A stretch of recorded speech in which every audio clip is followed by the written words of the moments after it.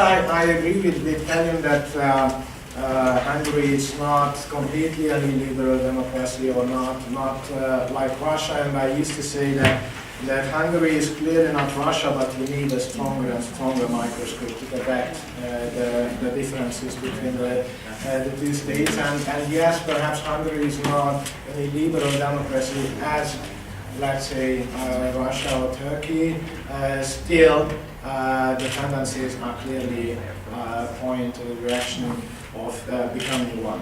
And I believe that what we have to keep in mind that the theoretical background of the power in Hungary, I believe, is clearly an illiberal conception, since its institutional and legal characteristics and means are not completely built up yet. But how the Hungarian government and Fidesz is thinking about the nature of power, I think it fulfills all the criteria of being an illiberal democracy. They would need some time to complete it in institutional and legal sense. Still, I was very happy to listen to Tim Beichelt's remark on his sympathy for Orbán, or some kind of efforts done by Orbán. Not because I have sympathy to Orbán, I don't have any sympathy, but I think that it's not enough to hate those guys and the way they practice power, but we have, first of all, to understand why it's possible and how they do it and what is the nature of the power they practice. And I will make a trial to understand the nature of the Hungarian, and for being simple, I will call it illiberal democracy, so the Hungarian illiberal democracy. And I will try it in a way by contrasting it to the conception of the liberal democracy. And liberal democracies is basically about the moral equality of the individuals capable of rational self-determination. The majoritarian decision-making in liberal democracy is restricted by a constitution that safeguards the individual's moral rights. There is a demarcation between the spheres of the public and the private. The separation of the different branches of public power is an insurance policy against a power grab that would threaten freedom and political equality. And institutions that create a fair and open space for political competition. I would say, of course, we could discuss it in a longer way, but shortly, perhaps these are the most important characteristics. And this is usually combined with the idea of a free market economy, in which the players are supposed to be engaged in voluntary transactions on a level playing field. And the primary function of the government regulation is to make repairs when the self-regulation of the market fails to produce fair results. I regard liberal democracy as something like that. For the proponents of illiberal democracy, the proper subject of self-determination is not the individual within a fairly organized community that respects the individual's right to pursue goals of his or her own choice, but the nation, a political community itself. As far as the self-determination of the nation is supposed to operate through some democratic procedure, the phrase illiberal democracy can make some sense. So I don't believe that illiberal democracy is something which is completely out of any consideration.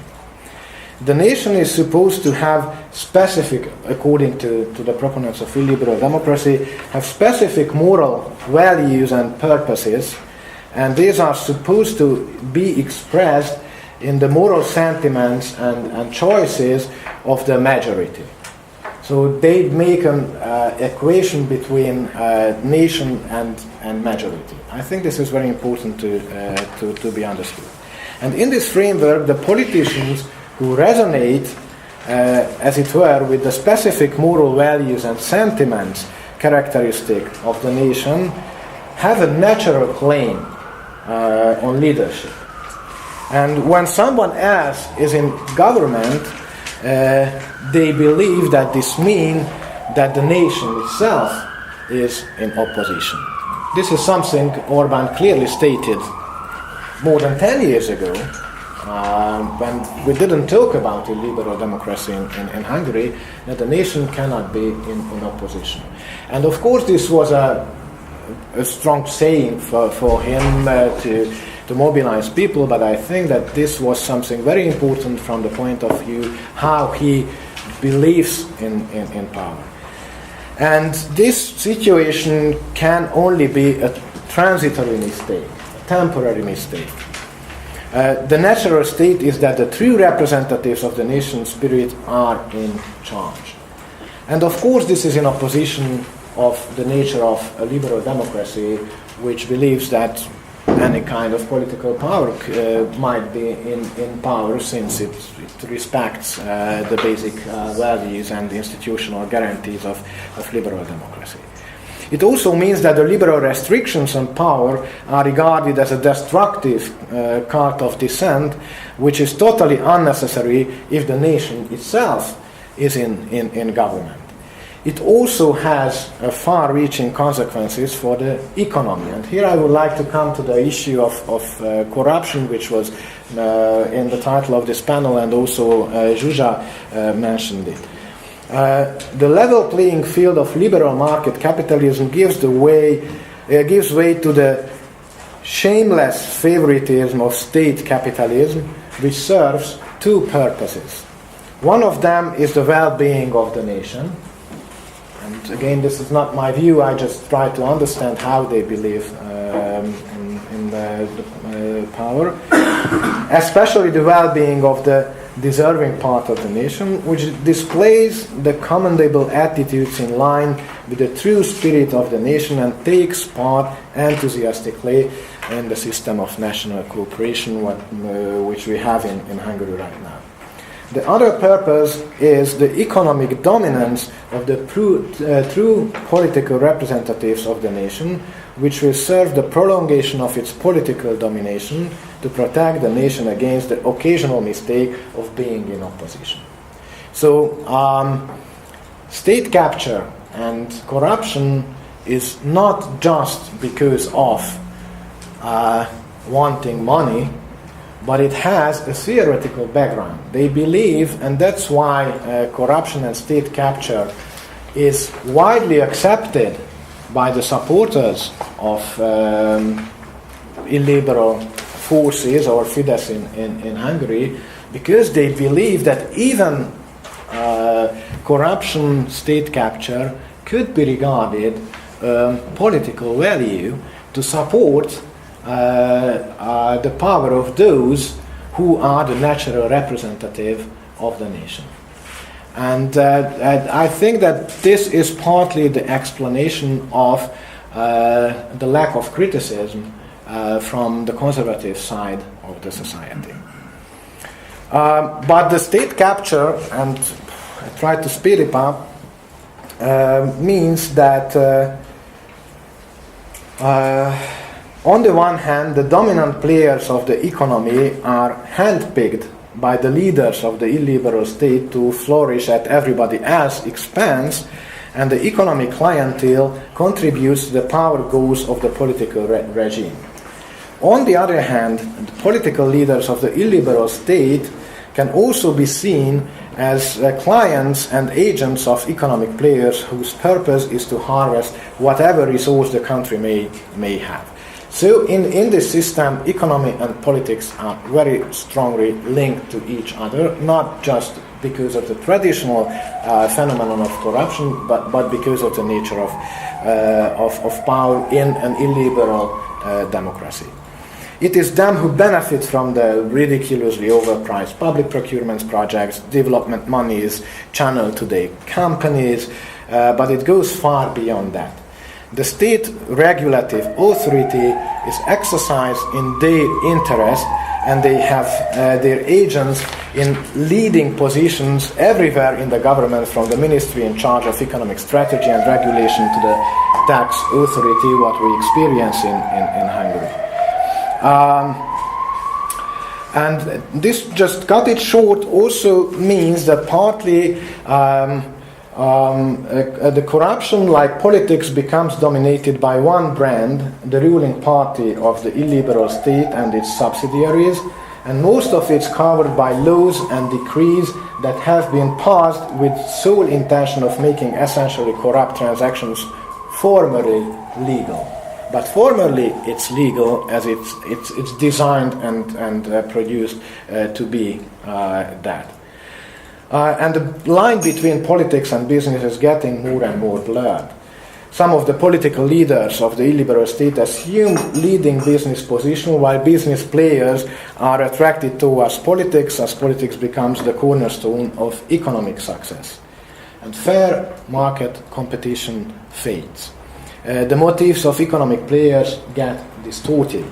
Instead of pursuing innovation and better products or services delivered to their customers, they will seek accession to the political economic network of the illiberal state, operated by those who rule in the name of the nation's true spirit and their oligarchs.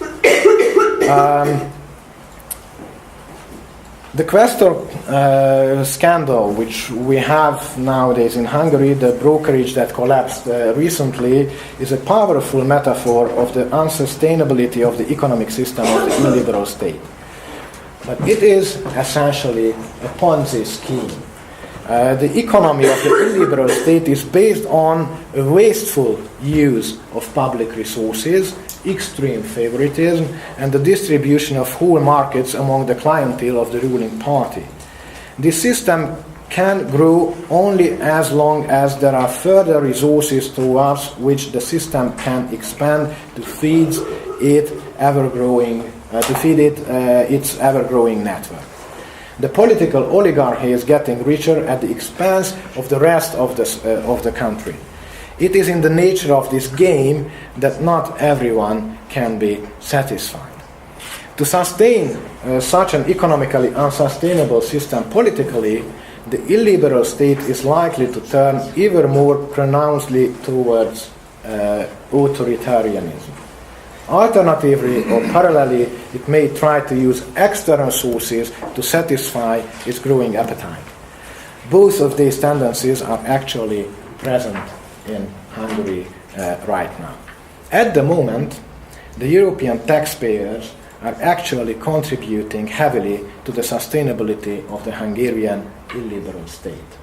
The needed additional resource to sustain this system comes from the European taxpayer. On average, EU cohesion policy brings 3 to 3.5% of the GDP annually to Hungary. This is about the growth rate that the country produced last year and is in the same order of magnitude as, for example, educational spending. In short, it is an enormous injection of capital. As the ongoing investigation that led to the recent suspension of the Economic Development Operative Program, and probably affect other operative programs as well, will reveal to all those who don't want to stick their heads in the sand, a great deal of this infusion goes directly to the economic clientele of the ruling party of the illiberal state. And really, just conclude, what I would like to express is that the illiberal state is not just a political construction, but it's also an economic construction. Without the economic construction behind it, the illiberal state cannot be stabilized. On the other hand, and I think this is very important, that of course we saw that in Hungary and some other member states, the liberal democracy was not able to effectively fight against corruption, So we can say that the liberal democracy is not a guarantee for not being corrupt, but as the very notion of the illiberal democracy is closely linked to a state capture and favoritism in economy, the illiberal democracy is clearly a guarantee for corruption.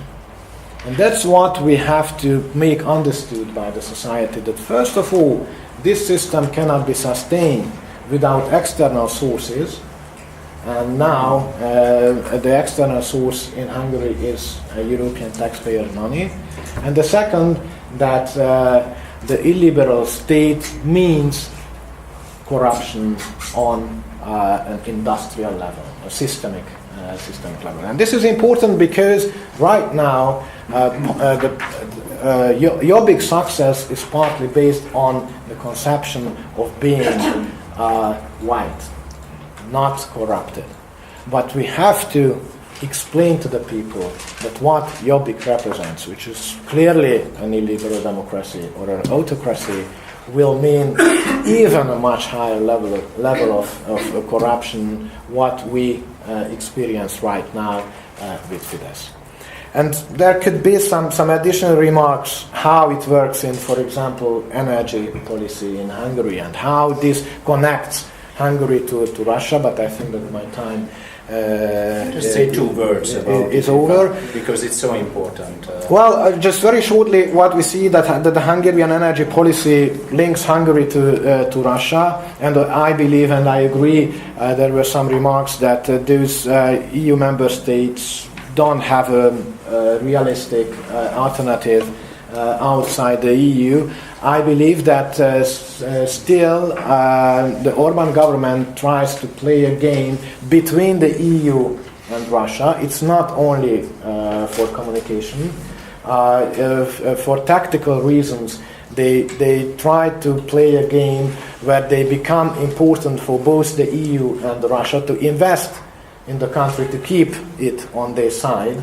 And energy policy is used for that in Hungary. The problem is, and let's say that this is the final word, that those times when this was possible are over.